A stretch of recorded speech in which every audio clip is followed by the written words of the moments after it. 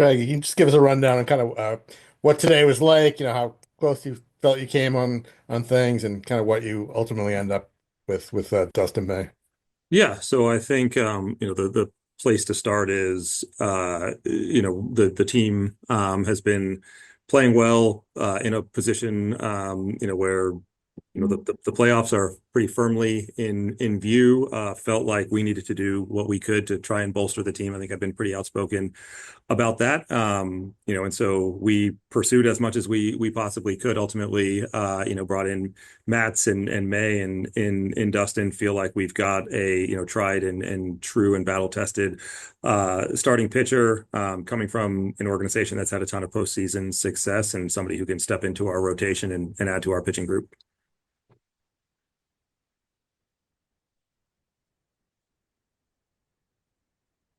Craig, I know you had talked about wanting to add a front of the rotation starter, maybe someone to slide behind Crochet. How do you feel May fits that role, or if he maybe profiles sort of towards the back of the rotation, and just how you see the rotation in general kind of going forward? Yeah, well, I think where our rotation has gone, we've followed, and when we've gotten really good starting pitching, we've won a bunch of games. We've been competitive. I think Dustin fits into that group. I don't know how much sense it makes to say exactly what he is ultimately. What he does over the next 2 months and beyond is going to define his time here in Boston. We pursued a number of really impact. Opportunities. Obviously, not all of them work out, but it wasn't from a lack of trying to be as aggressive as possible, from an unwillingness to get uncomfortable. But ultimately, it takes two teams lining up for those trades to line up. Craig, did you ultimately feel the price for front of the rotation starters was too high? Uh, no, I don't think this is about an unwillingness to include guys or anything like that. You know, Teams have to like our players in order for that to happen. And we went into this deadline feeling like in order to accomplish what we needed to accomplish, what we hoped to accomplish, we couldn't take some of our young minor league players off the table. We couldn't go into this with untouchables, and we didn't. We were willing to talk about all of our guys in the name of improving the team. It just didn't work out. Craig, how would you describe just kind of your emotional takeaway from this deadline? Are you disappointed you didn't get more done? Are you pleased with what you did? Just how would you square that? Yeah, I think all of those emotions can be true at the same time, in that we're happy with the guys that we brought in with Steven and Dustin, but we also pursued real impact players that we felt like could improve our team in 25 and beyond. Like I said, we were kind of uncomfortably aggressive in trying to pursue them, and the players that we were willing to put into deals. And ultimately, got it wasn't from a lack of effort. Other teams needed to say, "Hey, that's enough," or that crosses the line. But like I said, it wasn't about an unwillingness to talk about our full system. And I think in a lot of ways, some of the deals that we've made, talking about the Crochet deal as an example, and a willingness to give up some of our best young players to improve our major league team, that was instructive in terms of how we approached this deadline. But ultimately, we didn't line up with other teams in those pursuits. Craig, Greg, in terms of thinking about moves that would have involved the major league team, how much did that change over the month of July? We were talking with you a few weeks ago about the potential for outfield surplus. How much did Meyer's injury reconfigure that potential avenue? And can you give us an update on Marcelo? Yeah, I think Marcelo is still trying to get as much information as possible. We'll have a second opinion and then determine kind of what the right course is here. So we're still collecting information on that front. But then in terms of, potentially dealing from a surplus with our major league team, I think over the last 2 to 3 weeks, it became clear that all 26 guys on our roster were contributing to what we were doing. And, we weren't willing to take a hit to our major league team and potentially impact the 2025 season, in favor of trying to repackage or repurpose in a way that might have improved the future. And there weren't really opportunities to both trade off of our major league team and improve our 2025 outlook. So we felt like it was best to kind of leave that group as it was and, try to use what I think is a strong and deep system to try to improve the team. And I think, with Dustin and Steven, we did that. But in some other pursuits, like I said, it wasn't from an unwillingness to talk about anybody in our system. Craig, there was a report from late Wednesday night that you were engaged on maybe the best bat that changed hands during the last couple of days, realizing that most of your focus was on pitching. How much of your time was spent on looking for a bat and one that could maybe help you at first base? Yeah, we spent pretty significant time trying to add a bat, but someone again that could impact the roster and represent a meaningful upgrade over the guys that we have either on our team or potentially in AAA that we feel like would immediately improve the roster. We weren't able to line up, but again, like none of the none of the deals that didn't end up being executed, in my opinion, came from a lack of being aggressive or an unwillingness to get uncomfortable. But it does take two teams to line up in order for trades to go across the line. Greg, what can you tell us about Steven Matz and what role do you see him fitting in the bullpen or in the pitching staff in general? Yeah, so he's obviously been he served multiple roles in the big leagues, but it seems like out of the pen the stuff is ticked up. He's got a really good fastball that plays to both sides. He's a great strike thrower who's been in kind of pressure situations before. So we feel like he's someone that Alex can call upon in the 7th, 8th, 9th inning and get really big outs for us. And if you kind of look at what he's done out of the pen, he's been really, really good. Craig, considering his history starting, if need be, could you try to stretch him out at some point? I think I don't want to close the door on anything. That would have to be a conversation. But my hope is that with the current rotation and also some of the younger guys who have recently gotten to AAA, who are likely to get to AAA here pretty soon, that we'll also be able to draw from some of our internal depth. But we're obviously going to do whatever we need to do to try to win games down the stretch here. And if that means getting him stretched out a little bit or taking on a little bit more of a bulk role, then we'll explore it. Hey, Craig, as far as not having untouchables and needing other teams to like your players to make a deal, did it surprise you that what you had, players you presumably like, weren't enough or weren't appealing enough to the teams you were talking to? I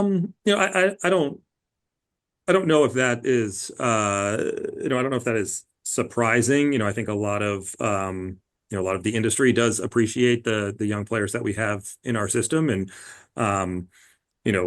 we tried to work through different combinations of guys. And like I said, didn't approach some of these conversations as though any players were off limits, and we couldn't line up. And we were pursuing, multiple impact players. And obviously on the other side, teams that were operating as sellers were trying to juggle different concepts. And, for whatever reason, we weren't able to line up. But, I do think that there's pretty widespread sentiment across the industry that we have a really solid group of young players, many of whom are already impacting our big league club. And so, I think the outlook is really good, not just for 2025, but beyond. And despite your status or your position as buyers, did you have teams calling you about, say, Chapman with what the reliever rental market was doing?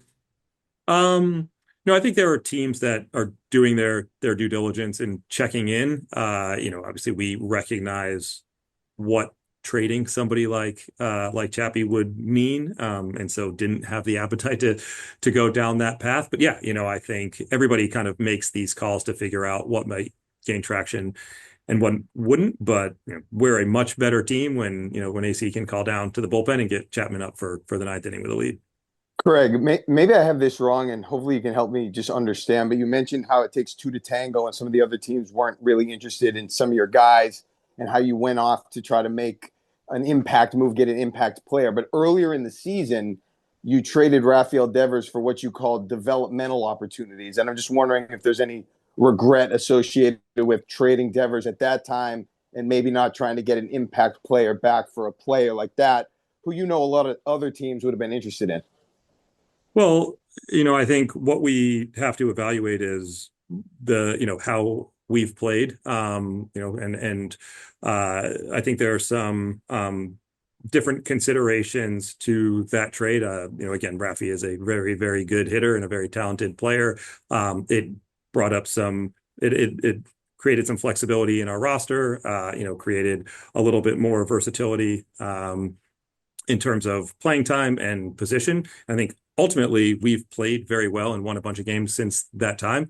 I think that's how I would characterize kind of the aftermath of the trade. But I think the broader point here is, I understand and we understand as a front office and as an organization how precious and valuable winning seasons are. And so we were doing everything we could over the last 2 weeks to try and bolster the team.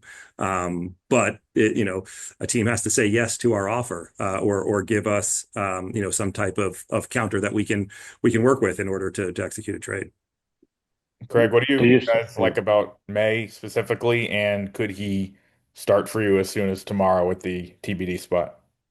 I think we're still working through when the right time is to get him into the rotation, just given a bit of a whirlwind day, I'm sure, for him. And sometimes, having to get somebody to travel and settle in and then take the ball in a start could be a hefty ask, but we'll work through that. I think ultimately what we see in Dustin is, a guy who really limits hard contact, keeps the ball on the ground at a strong rate. Feel like that's something that will play well here at our park. Is battle tested, has premium stuff, and a bona fide starter that can take the ball for us every 5 days. Greg, none of this happens in a vacuum this time of year. When you look around at the wild card picture and the rest of the American League, the Yankees, Seattle, Texas, Detroit, others improved. You might look at it on paper and say they improved more than you did today. How much does that concern you, since this is all kind of all in one pool, at least some of those teams fighting for that same spot that you are? Yeah, we can't ignore what other teams are doing. At the same time, our focus today was identifying and pursuing the players that we felt like were good fits for our team.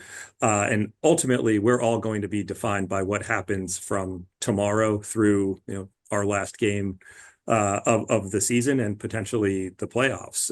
And so, I think it's really easy to sit here today and evaluate the trades that were made and how much better we think teams got on paper. Ultimately, those questions are going to be answered for us. Like I said, we were as aggressive as we could possibly be in pursuits. Some of them worked out and some of them didn't. And that's the nature of a trade deadline. Craig, May is already pretty much well over his career high in innings. How do you look at that going down the stretch and how that affects how he might be used? Yeah, he feels good. The stuff has continued to trend in the right direction.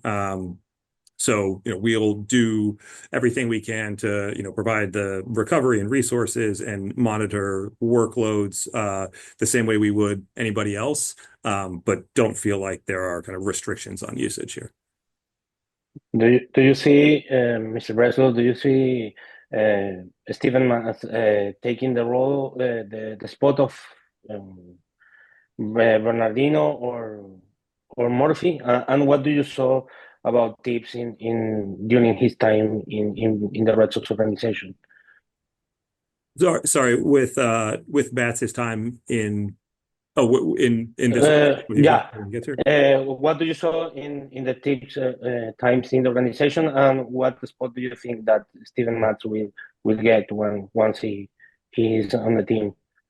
Gotcha. Yeah. I mean, in terms of the spot that he'll take, obviously that will be a conversation that we'll work through. But in terms of what we think he brings, like I said, the stuff has been really good out of the bullpen. He's been an elite strike thrower, and the stability of bringing someone in late in games and leverage situations that is going to compete in the zone is really, really encouraging and inspires confidence.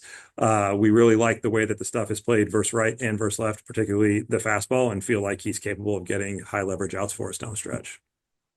Craig, recognizing that fans are obviously not seeing behind the scenes and everything, you guys made fewer moves this week than you did at last year's trade deadline. Obviously, the efficacy of those moves will play out in the coming weeks. But what would you say to fans who are frustrated thinking that the team is in a really good position and they just watched other teams make huge trades and maybe you guys didn't get some of those players that you were in on? Yeah, I understand the frustration and the disappointment, because we're all looking at the last week right now in terms of the trades that were made and weren't made, and there's not a lot of sympathy for how hard we tried to get deals across the line. I understand that.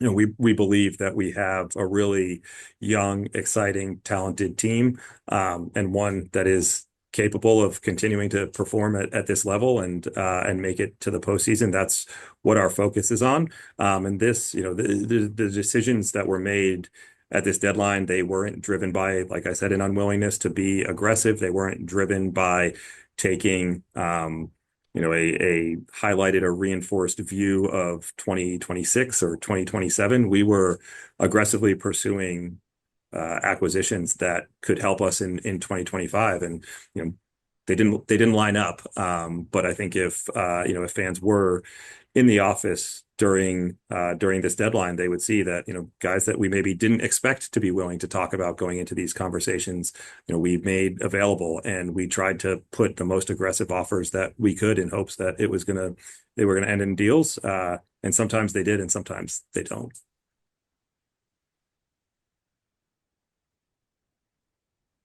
Any Greg, other can you talk a little questions? bit about the three guys you did give up, and Blaze and Tibbs and Earhart?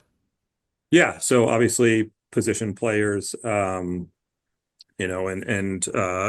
Tibbs came back in the Devers deal, and Earhart and Blaze, both guys who were drafted and developed here, and three good players. We obviously didn't get to know James Tibbs as well as Blaze and Zach, but feel like they are really good baseball players. They're going to go on to have successful careers. Each does something that we like, whether it's James's contact, and Zach has started to hit the ball pretty hard, really good defender in the outfield, and Blaze obviously has been performing really, really well in AAA this year. But you have to be willing to give up good players in order to execute deals. We obviously have found that out, and we're willing to do so. But felt like the additions of Matz and May were worthwhile, just given the position of our major league team right now. Craig, you mentioned Marcelo was going to get a second opinion. Does that suggest the first one wasn't good, or can you give us some insight as where he's at? If he's going to be able to play again this year? I think we're still trying to figure all of that out, and I think it's been it's pretty common practice at this point, just to get multiple opinions, make sure that there's alignment, in terms of what is happening, what the best course is. So we'll get that information, and we'll figure out kind of what the path is from there. And similarly, do you have more on Tanner after his appointments this week?